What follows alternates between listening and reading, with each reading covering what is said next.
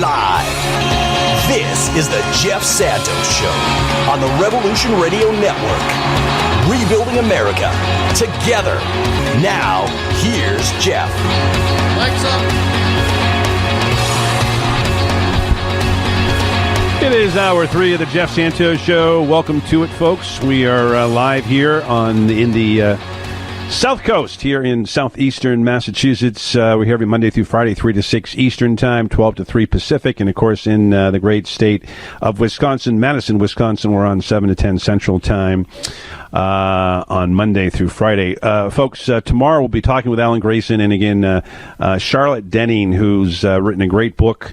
So we'll be spending an entire hour tomorrow on foreign policy with our great friend Larry Korb, the former Deputy Defense Secretary with Ronald Reagan, now at Center for American Progress, and, of course, Mass Peace Action. You just heard the ad. They're a great sponsor. Brian Garvey will be with us as well. So it'll be, I hope, an interesting hour. We'll take your calls, of course, at 844-713-3459. Perfect timing, actually, that we are going to be going to Seattle to talk to our Renaissance man, the great journalist Mark Taylor-Canfield. Reports are, according to the MLB Network, that the Seattle Mariners San Francisco Giants game scheduled for the next 2 nights is going to be moved from Seattle to San Francisco because of the fact that there is unbreathable air in the Seattle metropolitan area. Folks, when you are canceling baseball games because people can't breathe, something is wrong with that pitcher. Here to talk about it is, of course, our Renaissance man who is on the streets, who texted me over the last 24 hours saying this is getting out of control. Well, it's so much out of control that they're moving baseball games because of poor air quality. What is it like there, Mark? On the water, I see a fire in the sky.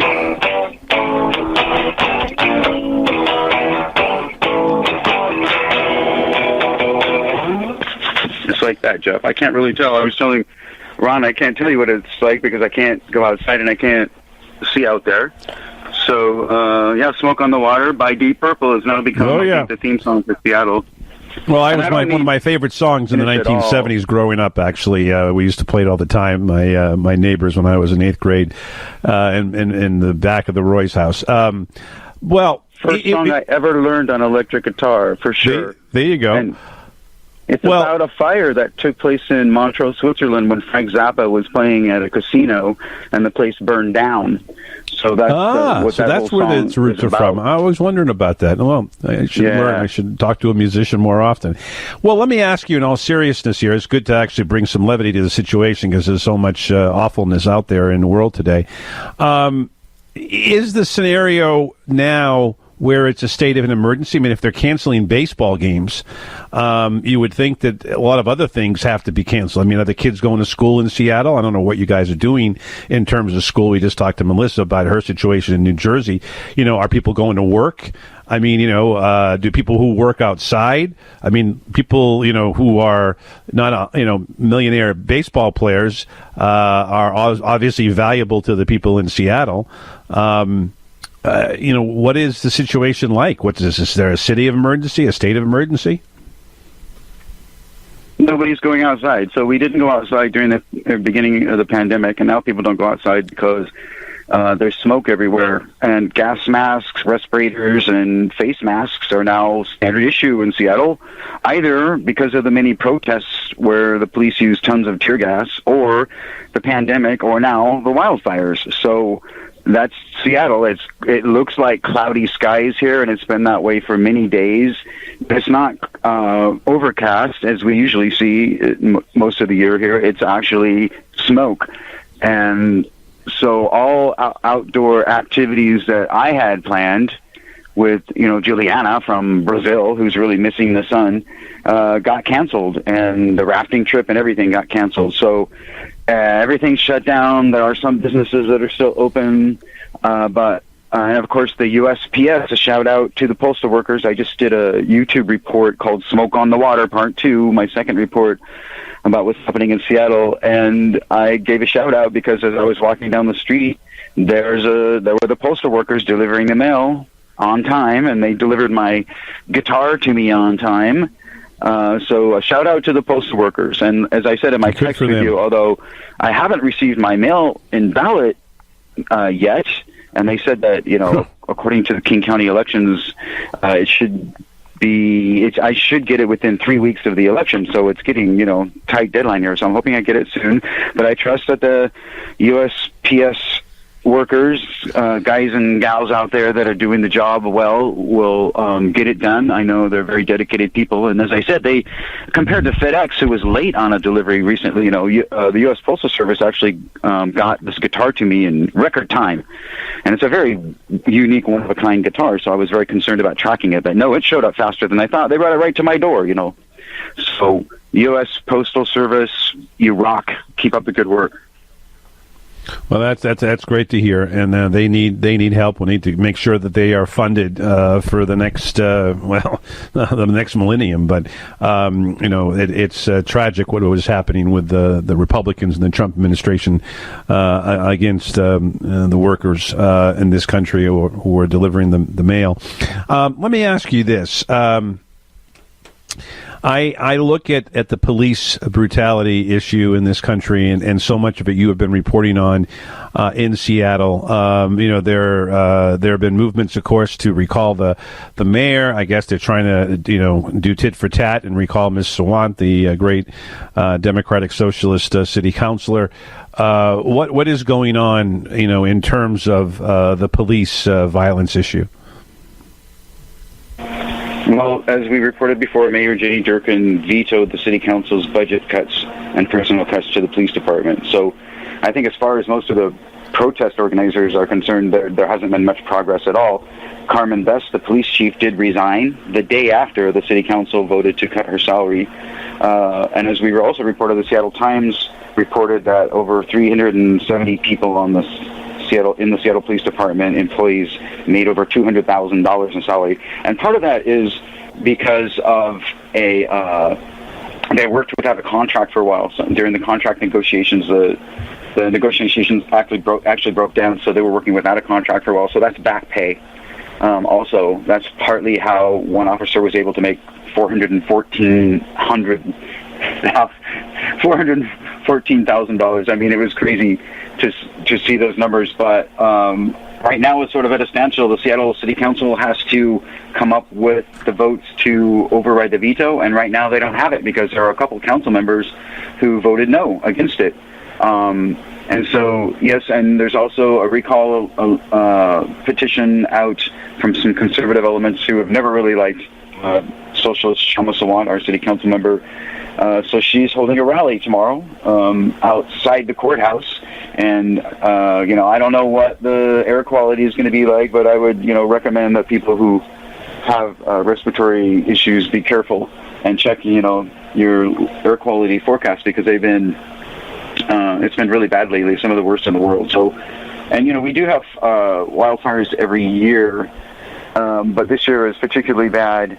And it's like being in tear gas again, Jeff. I mean, you go out there, and if you don't have a respirator or a gas mask or something, after a while your eyes start to water, sort of, and it just doesn't feel good. It's like standing next to a campfire, only you can't escape it, Now, luckily, if you have a relatively modern building, and some HEPA filters actually help, but in relatively modern buildings where you can seal the air and there's good ventilation that has filtering, you're okay. But outside right now, it's just not someplace I want to hang out. And it does feel a little bit like, walking through clouds of tear gas. You look out on the waterfront and you can't really see Elliott Bay. It's just, you look up, and normally where the Space Needle is standing out as, one of the best views in the city, you can barely see it. So, and we're all hoping that this passes soon and that we get some rain, which, Seattle is known for. But in the summer, sometimes we do go through a few weeks where there is no rain, and it makes it difficult to fight the wildfires. Some of them in Southwest Washington are now under control, but there's still a lot of smoke on the West Coast in general. So come to Seattle, Mr. Trump, and explain to us how climate change doesn't exist. Yeah, It's a hoax. We're talking with our good friend Mark Taylor-Canfield here on the Jeff Santos Show. I know that you have been concerned about the arrest in Los Angeles of KPCC reporter Josie Wang, I believe it is pronounced. She was taken to the ground and injured recently, and again, this goes to point out where you have been, talking about world press freedom, and how a journalist, and we saw Michael Caputo, one of the henchmen for Donald Trump, talking about the idea that all journalists should be maced or tear gassed, I should say, even worse. He still has a job at HHS, I guess, as a spokesperson there. This is insane, but this is the world we're in 2020, and another reason why Biden has to get elected, and obviously he's the only one that has a chance to defeat Trump. And the problem with that, of course, is that he's still going very much into the middle of the road where nobody exists except Den Armadillos and two yellow lines, and that's problematic. Your thoughts on from your perspective, Mark? Did we lose Mark? Mark, can you hear me? Yes, actually, our hearts go out to Josie. We saw the video, both of them. One shot by another group of news reporters who she was calling out for help because she knew that there were other reporters there. She claims that she did identify herself as a reporter, and in the video you can hear her saying that. The police claim she didn't, so there's a dispute there. She also felt that she was treated pretty roughly during her 5 hours of detainment before they finally let her go. But I'll just say this in response to what you just said, and it is true that part of my job as executive director for Democracy Watch News is being the editor for press freedom.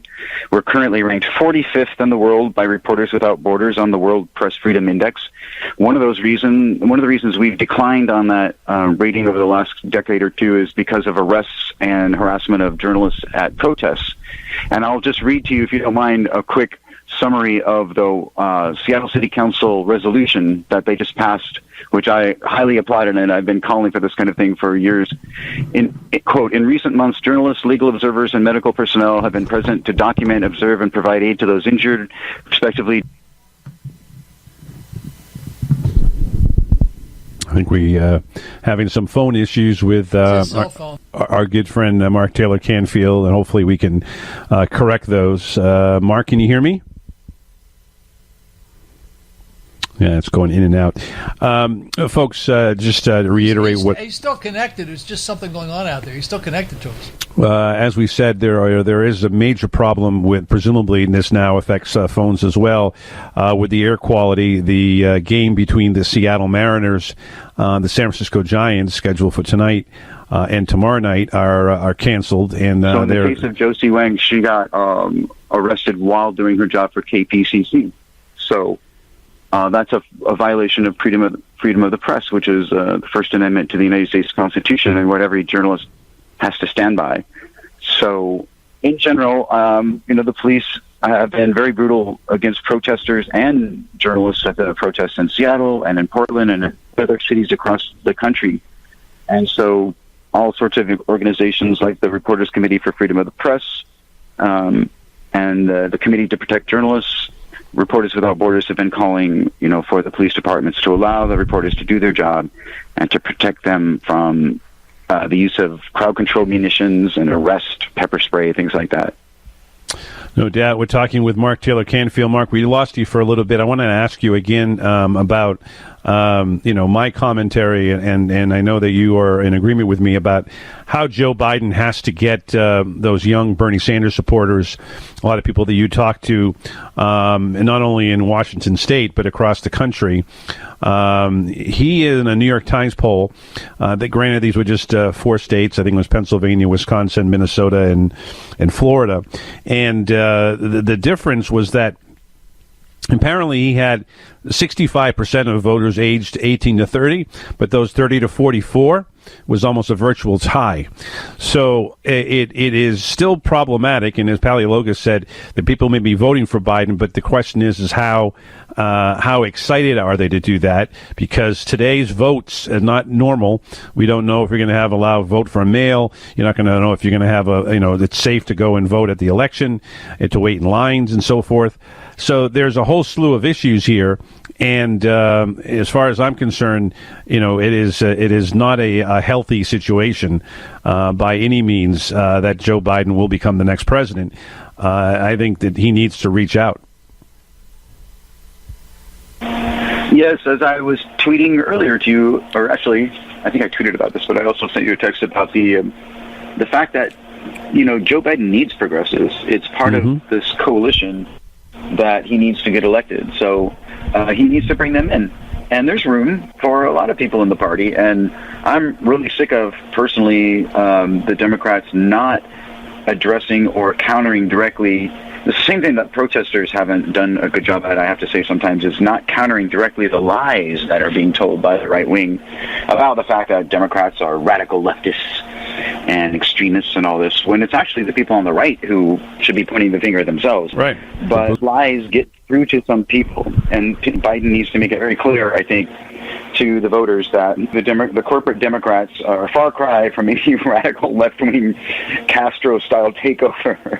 So that's kind of a joke. And Fidel's dead, by the way, in case you're wondering. Just want to let you know. What's that? I said Fidel Castro is dead, by the way, so he's not coming back. So have no fear. And as far as I know, communism is not really the threat at the moment in the United States. It looks like it's coming from the other side of the aisle. So yes. The alliance is with Trump, not with the Democrats in Moscow. I can tell you that. Talking with our good friend Mark Taylor-Canfield here in the remaining minutes. Mark, I had a chance to listen to this challenge with the great Dave Grohl and this young woman. It was pretty fascinating. If we have a second, I'm going to try to see if we can get this to Ron to play. Nandi Bushell. Yes, Miss Bushell. She's great. Fabulous. How old is she? I have no idea, but she rocks. And I was at She's a young Labor woman. Day gathering when this was happening, and so our mutual friend of Dave, she showed me the text messages that they were sending back and forth about what was going on. So I got sort of a preview of what was happening. A drum duel with a child right now who's really good, and her name is Nandi, and she kicks butt. So she did a really good job. Keeps people young. I was also talking about this great guitar shop we have in Seattle, where apparently, repeatedly Keith Richards and folks like that go to, and apparently they have I think I've seen actually Eric Clapton autographed guitar there, the 85,000 Gibson jazz guitar and things like that. But we have a great love for music in Seattle, and you have to keep that. That's what keeps the Rolling Stones young. By the way, the Deep Purple was borrowing a remote recording mobile station from the Rolling Stones at the time that the casino burned in Montreux, Switzerland, when they wrote that song. So the Rolling Stones are a part of that story, too. It's quite an amazing, legendary kind of thing that happened. And one of the most legendary songs in rock and roll. As I said, the first song I ever learned in a band was those bar chords. They're classic. And everybody, loves Frank Zappa and his eccentric tricks too, so no wonder a place burned down while they were there. But it wasn't the band that did it. It wasn't pyrotechnics. It was somebody in the audience who apparently fired a flare gun or something crazy. So that's insane stuff. But, people do some crazy things. A couple of a couple of six packs of alcohol, and then all of a sudden people are off the wall. We're talking with Mark Taylor-Canfield again, folks. Baseball fan like me, they had to cancel the baseball game tonight between the Mariners and the San Francisco Giants, and the game has been moved to San Francisco because of poor air quality. And again, Mark, it just seems to me that if we are going to have, again, baseball... He is all about fighting climate change. So go to my YouTube channel, go to Democracy Watch News and my Twitter and Facebook account, and follow me at SoundCloud, and I'll see you next week on the Jeff Santos Show. This is the great situation with our good friend Dave Grohl, who we'd love to get on the program. and of course the young Miss Bushell. Fantastic music from Dave Grohl and his new friends. A drummer battle, and great stuff.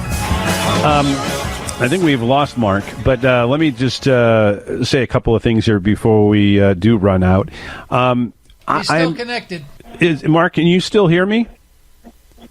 Yes, I'm here, Jeff. Sorry, okay. I thought we were going to the break because I heard. No. We still got a couple of minutes left here. I'm like, he's all of a sudden has to leave a little bit earlier. Oh, I'm glad you're still there. We just played a little bit of that music. It's just fantastic. But I think it's important too.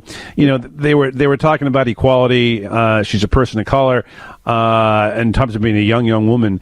I just think it's just great that Grohl and others are doing this. And I know that Eddie Vedder and Pearl Jam have done a lot of things too.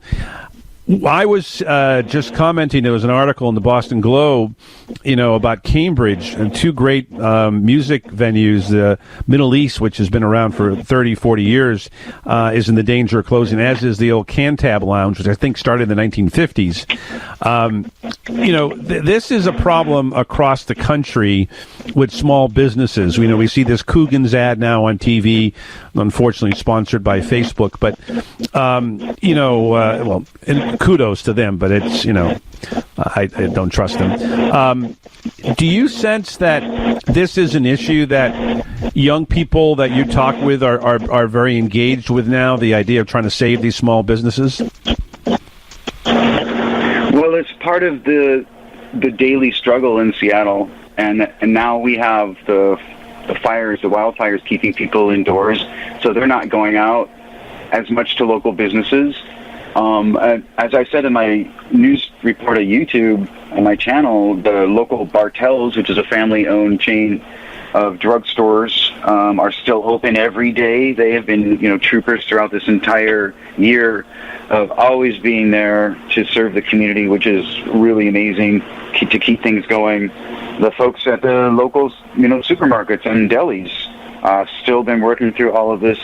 And now they're working in more unhealthy conditions. And I think it just proves over and over again how a lot of just working class people are out there on the front lines. The working class Joes and Janes, as I was talking about earlier today, that really the Democrats need to show the working class folks that they offer them something, and instead of just railing about how Trump is a bad guy, which he is. But I'm just saying you have to create a positive image and a positive plan for the future. And I think working class folks have really been suffering through this entire year, and those folks who are on unemployment and people who just are out there fighting every day to keep the system going and to keep the economy going and keep their jobs in the face of really serious health challenges. And once again, another reason why we need to have some form of universal health care coverage. I mean, it's ridiculous that people don't. At this time, and especially during the what we're facing these days with a lot of these health issues. Right now in Seattle, I think it's really unhealthy to be outdoors, and so people are some folks have been suffering from the medical effects of that. But you still find those, like I said, the postal workers and the quarters or whatever walking around with their masks on in this terrible weather. Still, you have first responders and emergency workers out there, medical workers every day in this kind of weather doing the work. And I just give my thumbs up to them for putting themselves out there. And they should be making a lot more money. They should have a lot better benefits, and they should be leading a comfortable life because they really give a lot to the community and keep it going. And I've seen it every day in Seattle, how that works. If it wasn't for the folks in the local retail stores supplying us with the things we need every day, basically the entire city would have stopped in its tracks. So, and another quick thing before we go is that there were some really great performers, including Dave Grohl at Ringo Starr's birthday. And although I haven't been a huge fan of online concerts, that was really nice. Well, and I really appreciated seeing Dave Grohl. But my favorites, though, were Ben Harper and Gary Clark Jr. and Sheila E. He did a great version of Come Together. It was really funky. So the black artists actually were my favorite during that whole program, and I think they totally rocked. So kudos to all the musicians out there, too, fighting to keep it going during this time because, we're not able to play live. So some bands are breaking up, others just spending a lot of time in the studio. Some folks are just taking a break. You can't really travel much, so it's keeping folks from, doing the normal things of, heading out. Right. No doubt. Well, Mark, we do now have to go, and we appreciate it. Check out Mark Taylor-Canfield on Twitter, and, of course, you can check him out, Democracy Watch News, and look for his stuff on YouTube, too, right? Yes, and also the Ringo Starr benefit birthday party celebration raised money for Black Lives Matters and for David Lynch's foundation, which has done some really good charitable work. So that was fantastic. A good thing. We got to run, my friend. We'll see you next Tuesday. You take care of yourself. I want to thank Mark and all our guests for coming on, and thank you for listening to this broadcast. Thank you for Ron Kreider for producing this broadcast. Well, tomorrow we have a whole hour, folks, with Charlotte Denning. Our good friends Brian Garvey and Larry Korb will join in. Check us out tomorrow, Alan Grayson, too. My name is Jeff Santos, and right now it's my time to say I gotta go.